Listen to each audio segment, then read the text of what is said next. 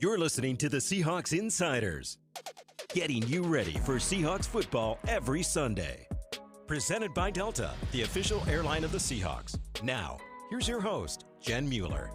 John Boyle, there is a real good chance that we are going to have converging rivers at Lumen Field on Sunday morning. Wow, right off the top. I told right you there was going to be a really bad pun. Before we started this podcast, she promised a pun, and that was good. I mean, right out of the gates. An atmospheric river and a Phillips Rivers. Yes.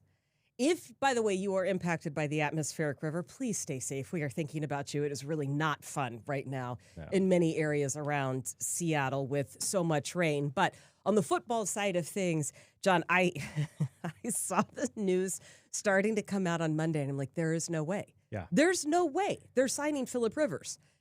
And then there's no way he could play. Right. And now it looks like he just might. Well, and then it's kind of interesting the way that you look at this, and you're like, you know, he was going to go into the Hall of Fame, right? And now, if he plays, so we are assuming that he's going to play because everybody's kind of talking like that. But if he plays, you have to reset that. In my mind, I'm thinking, why would I want to put that off? And then as I think about it, I'm like, well, if you were a Hall of Famer, then you're probably going to be a Hall of Famer he's in probably another 5 years. I can add to my resume. I don't know if he was a lock to go in first time, so maybe this is his way to.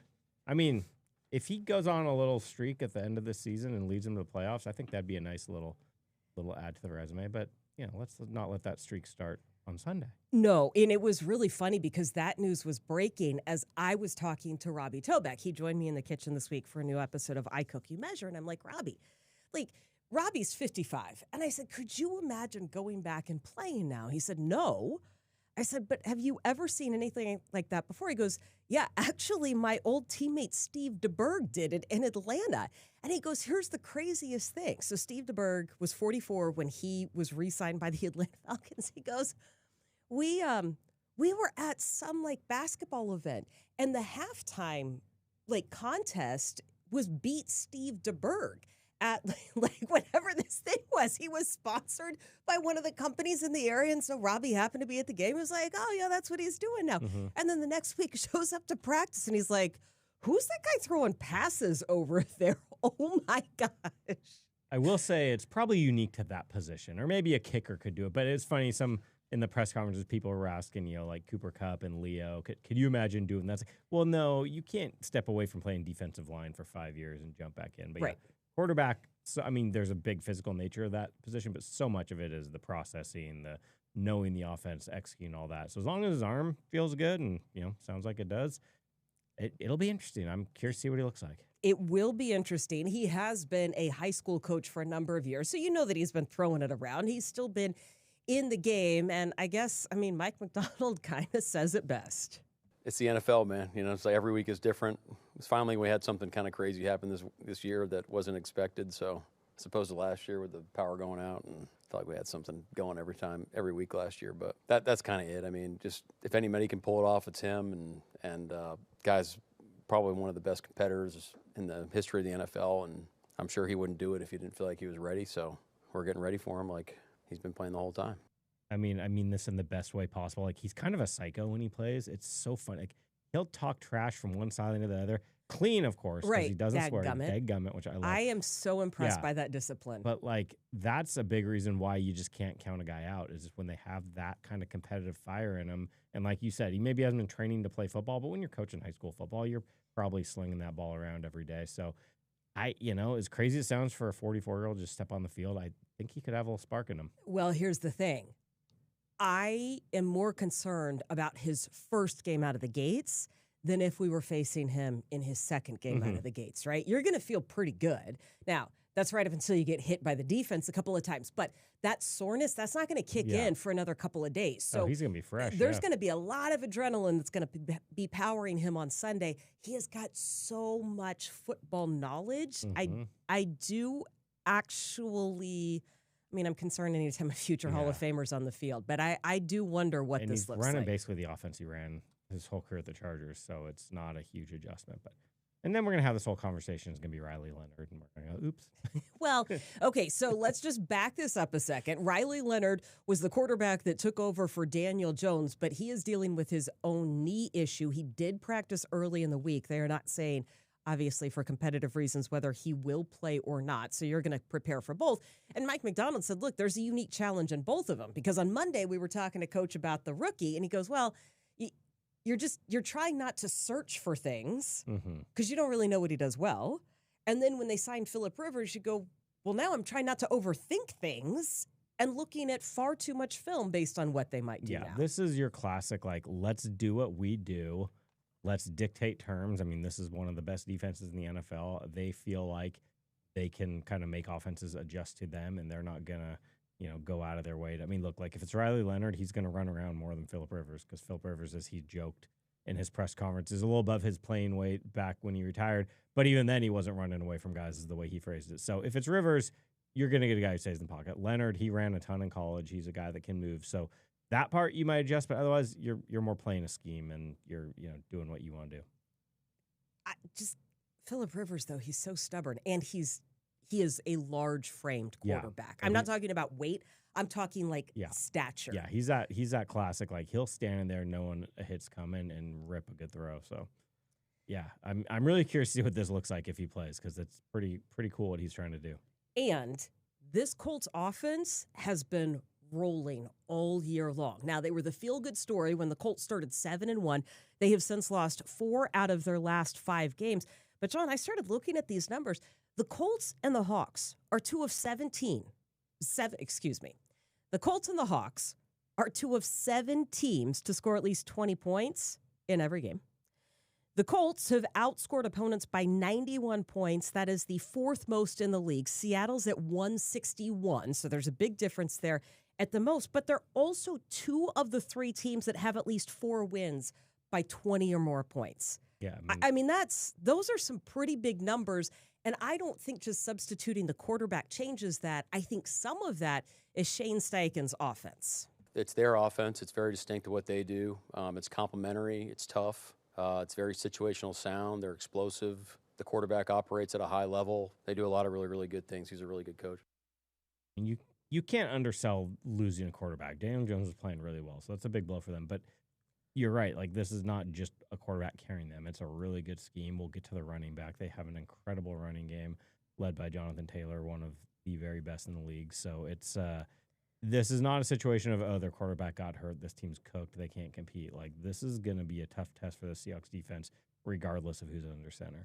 Yeah, part of the reason that they have been good is the yards gained on first down. They are gaining at least 4 yards on over 50% of their first down plays. So if you're going to be able to move the sticks with that kind of efficiency, that's going to be a big deal. Wide receiver Alec Pierce leads the NFL in average yards per reception. He finished 2024 with the record for that. Now, JSN has almost double the total yards, but if you're just talking about yards per reception, he is right up there. And, of course, the running back that you mentioned, Jonathan Taylor. And here's what's interesting about this matchup. He averages over 100 yards a game. Your Seattle Seahawks have not allowed a 100-yard rusher in 22 straight games. Yeah, and they had a tough test last week. It looks for a while like Bijan Robinson might do it, but yeah, I mean, that streak is really impressive. I think it's, first and foremost, it speaks to how good this run defense is, but it also has a lot to do with team success overall. Like this year, the way their offense is keeping the ball, driving, scoring points. And then, look, it helps a lot when you get ahead, too. Yes. If that game last week stayed 6-6 into the fourth quarter, I think Bijan Robinson probably gets 100 yards. But you start blowing them away, and now teams have to throw, which A, helps your run defense, but B, it helps you get after the passer. And then we see all the cool things Mike can do in the pass game. We hear the term, you got to earn the right to rush the passer, and the Seahawks have been doing that this year by playing outstanding run defense. I think I've always heard that from defensive line coaches. At least I remember Clint Hurt saying that many times, and you say that often to the young guys who want to come off the edge because, look, those are the sexy stats. You want sacks because, A, that gets you more money, but that's what gets you the attention. To hear it from a team-wide messaging is what's different for me with this defense. And I know that it goes from all the different levels that you can bring pressure at, but the number of times that he has said that as a team goal is interesting to me. I think that's one of the best parts about this defense. And we heard Adam Dirty talk about this last week, is like he was referring specifically to the pass rush at the time, but it's kind of this idea of like everybody does everything to a degree. Like you see linemen drop, you see cornerbacks blitz, and that applies to run defense too. Like you need defensive back support in the run game. We're seeing Nicky Manmori, Devin Witherspoon, all these guys making plays in the run game. You got cornerbacks got to make plays on the edge. So to play the kind of run defense they are, where they're second in the league in yards per carry, opponent yards per carry, that's not just 4 guys up front doing it. Now those 4 guys have a huge role in it, but that's an everybody thing, and that's where I think this defense is so special, both run and pass. They feel like they're really connected on all 3 levels. You know what Adam Dirty really wanted to see the team do is continue finishing plays. I mean, we talked to him about what that shutout meant, and he was like, yeah, it's great when you don't allow a team to score points. He goes, but it's more important that they actually did what they said they were going to do, and that was finish the game without letting those, whether it be leaky yards or just kind of like, I spaced on that play. Yeah, they got more yards. We don't care because we're going to win anyway.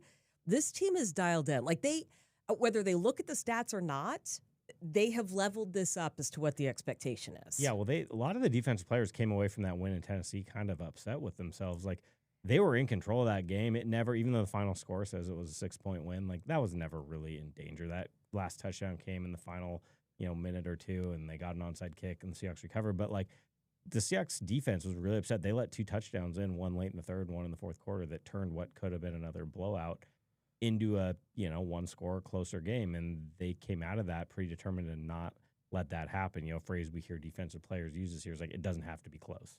Like, it's fun to win these close games. It's fun to have these dramatic finishes. But if you get up 2-3 scores on team, just finish them. And that's what we've seen the last 2 weeks is defense. I mean, that play, if you happen to see Mike McDonald after Ty Okada broke up that 4th down pass. Like, if they score that touchdown there, it doesn't change anything. The Seahawks win the game.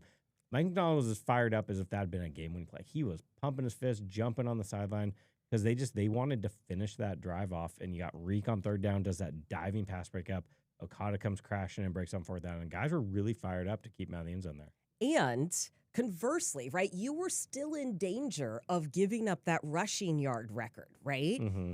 Until Velus Jones gets the yards you need in the run game when the offense gets the ball back, right? You couldn't quite close out the game, but you give the ball back to the Falcons with, a minute and a half to go. They just took a knee. Those 32 yards that he got, 32, 35 yards, that was a big deal. And the celebration on the sideline of what this meant, not just that he got the carries, but the defense could be like, okay, like we don't have to go back out there and defend it again. The offense kind of picked that one up. The defense, by the way, has not allowed a touchdown in back-to-back games. They have won the last 2 games by a combined 63-9. Now, I am not jinxing anything. I am simply presenting the facts because people like to call this a jinx. It is not. I am presenting the facts. It has been 7 years since an NFL team has gone over 2 games without allowing a touchdown. It was the 2018 Patriots.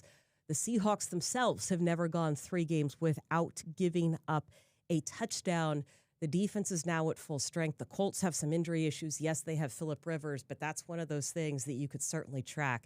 Even to get another quarter, another half, and there would be pretty impressive for this defense. Let's go for the whole game. Why a quarter or half, Jen? I'm always telling you to be greedy. Be greedy. Always telling me to be greedy. It doesn't have to be close. I know. No, this defense is playing awesome, but this is going to be a tough offense to do that too with that run game and some of the weapons they have. I was just going to say, and the atmospheric river. And guys, this is a legit thing. It has not stopped raining. It's like we need to build an ark for the flood here. I don't know if it is going to stop raining by Sunday, which means that ground game is going to be really important. So let's just back up a second and let's get Mike McDonald's evaluation of how they played against Bijan Robinson and, John, how we think that might spin ahead to Jonathan Taylor. Well, we did enough to win the game. It wasn't really up to our standard about how we want to play. I think the guys were a little bit frustrated coming out of the game, but it's right where you want them to be, What I was pleased with is our guys played extremely hard, and we had waves to the football, and even though we missed some tackles, guys cleaned it up, and we played off one another. So we can fix all the, the technical things and the coaching points. That's really on us as coaches to get it fixed, but the intent and the way we play is there. Yeah, I mean, to Mike's point, it wasn't a perfect, performance against Bijan Robinson, and it's hard to do that. I mean, he's a great back, but you hold him to, 4 yards a carry. His longest run's 11 yards. Like, that's what jumps out to me is, like, he didn't gash you with any of the big, 20, 25 yards. Those kind of plays at flip field position, set up scores. So, yeah, 86 on 20 carries is not a bad game, but that's still, for what he's done to a lot of teams, it's a solid effort. Right. You can 120 rushing overall for the team. Yeah. 120. Yeah, so if you look at that, you're like, I kind of get that. Yeah. It's only 3.9 a carry, which is, that's not going to kill you. I do think it was interesting. So last week we talked about the elusiveness of Robinson, and some of the guys talked about that after the game. They certainly cleaned that up in the second half, but he can avoid those tackles and create those missed tackles. Jonathan Taylor is a very different type of runner, and I think Mike said he might be the fastest one. Like back-to-back weeks, you were seeing some really good running backs. Mm-hmm. But I think, like, fast is different than elusive, right? Mm-hmm. That defense moves pretty fast. I kind of like that match. I'm not saying it's easy. I kind of like that matchup a little bit better. Yeah. I mean, it's a different challenge. The thing with him is, like, you cannot let him hit a hole at full speed because that's where, like, he's going to be gone. But yeah, I think, sometimes that like shifty, more elusive guy can give you trouble. But look, it's, what he's done, what Taylor's done the last 2 seasons has been really impressive. And you gotta have a good game plan because quarterback's not going to matter if he gets going running the ball. Yeah, well, I'm sure that's going to be a huge point of emphasis. By the way, teams in the last 8 games against Seattle converting 26% of their third down attempts. That's the lowest in the league. And I will say 1 for 13 last week. I know that one jumped out. Well, there were times that they were getting turnovers on third down. All 3 turnovers were third down, yeah. Yeah, I did not realize that number until after I had finished the post-game interviews, right? Like, I don't see the final book until after I'm getting on the bus, and I was like, oh, my gosh. Yeah, that was pretty impressive. We're going to continue the conversation right after a word from our presenting sponsor. Delta Airlines is bringing more big wins to the city of Seattle. With nonstop flights to over 60 destinations worldwide, we're moving Seattle forward with 2 new routes to Rome and Barcelona starting May 2026. And with thoughtfully designed cabins, premium service, a seamless travel experience, and our new Delta One Lounge for eligible travelers, your personal off-season is looking better than ever. Visit delta.com to book your next trip.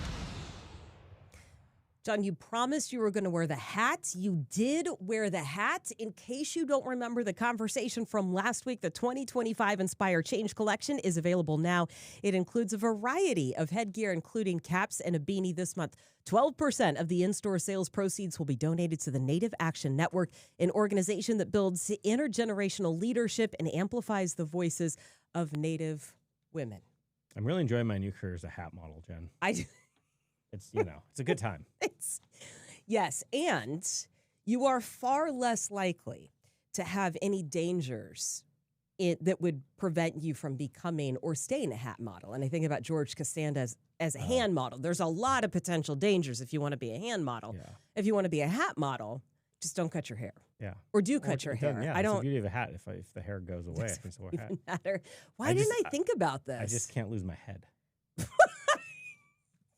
Right. I'm thinking the scene in Austin Powers when he keeps doing all the puns.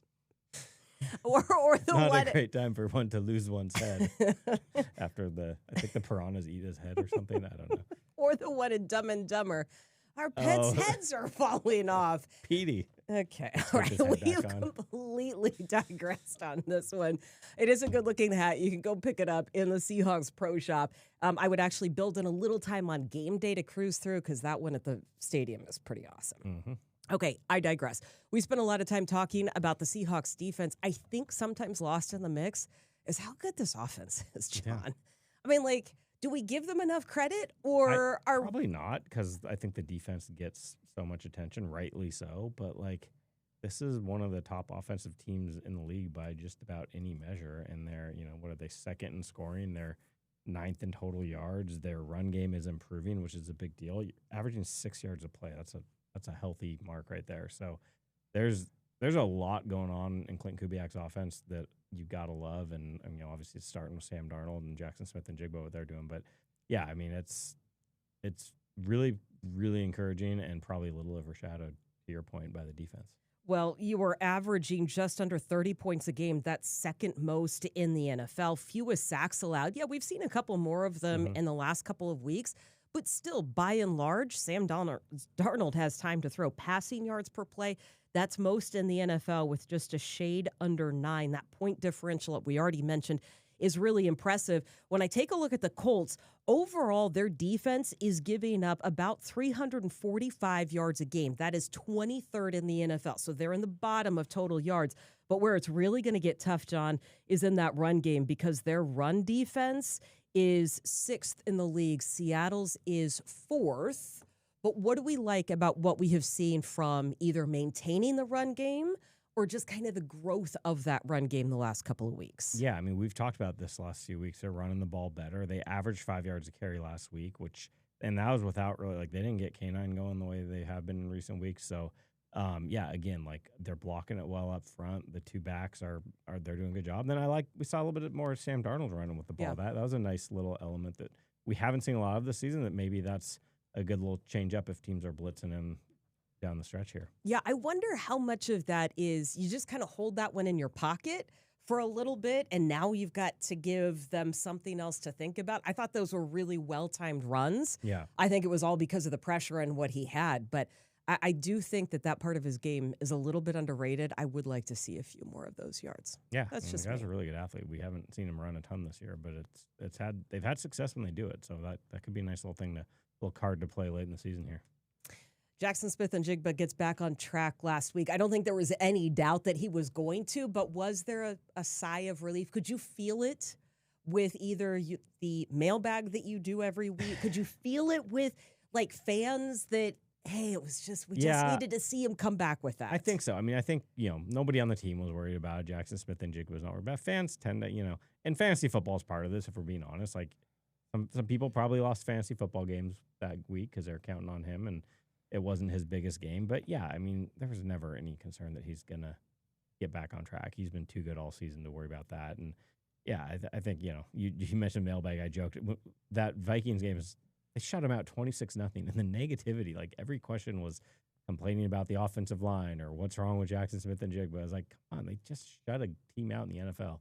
So, yes, that was a little more positive this week. Although that also tells me where the standards are. That's true. I mean, you kind of actually want that at this point in time. You want kinda, fans to expect perfection, I guess. Perfection's a high bar, but yes, we can. If we fall just below that, that's okay. I do not expect perfection. I do, however, expect you to give me the two things that you need to see for a Seahawks win right after a word from our presenting sponsor.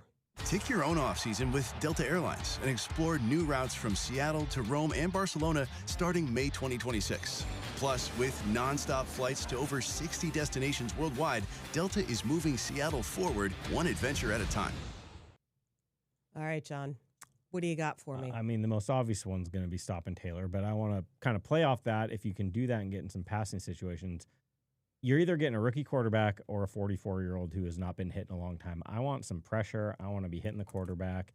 Let's call it like, I don't even care about the sacks. Like, get a couple sacks, fine, but I want like 9 or 10 quarterback hits. Make it tough on the guys back there. And can I be greedy on that one and say, yes, I want that in the first series? Like, I just want so like much. I don't down. even care. And quite honestly, this is going to sound bad. I don't care if you get a flag on the opening series for that. Jen's calling for. I'm not calling for the late hits. I am not. No, I am not calling for the late hit. I am just saying, if you happen to finish the play and the official thinks that you hurt his feelings a little too much and the flag gets dropped, I will live with that one as a cost look of like doing. the longest yard when they got brass knuckles and just flying kicks and everything. What do you think? Do I look like that type of person? I mean, you just called for flags on the first. I did. Yes. Was covering my bases. All right. Okay, fine. Keep going. I want to see more of Rashid Shaheed. I really liked what that element of the offense brought where, I remember that 133-yarder where it's just Jackson Smith-Njigba going deep and it just cleared out the underneath. Those two playing off each other, I think, could really be a big addition to this offense down the stretch. So we saw him 4 for 67 last week. Obviously, the kick return was great too, but I just want to see him getting more involved in the offense because I think that's going to open stuff up really in the run and pass game. I'm going to go also with special teams. Right now, the kickoff, the average start has been really good for the Seahawks there at the 32-yard line, which is pretty good. But on the other side of that one, I just want to see special teams pin the Colts deep and make them go that long field. And that's Jason Myers and the coverage team have been big at that this year. Their opponents have the worst starting field position after kickoffs in the NFL. They're the 27.8-yard line. So that's Jason Myers doing some fun kickoffs and also great coverage. Yes, and if it's going to be rainy and crappy, and yeah, I know that they get a lot of yards on first down, but I just want to make them go the entire length of the field and have to deal with that one. I mean, on the defensive side of things, don't give up a touchdown. That'd be fun. I mean, Or just keep the turnovers rolling, too. They got 8 in the last 2 games. that is true. There's a lot to pick from, and I realize I should have really picked just one, but I want to see those streaks the touchdown going. One. Keep that going. I like those 3 streaks. games without a touchdown would be great. That would be impressive. I mean, like, this defense is already impressive, but I would like to be talking about that next week. Sure. I'll be doing my own celebration dance on the sideline if that happens. Can't wait.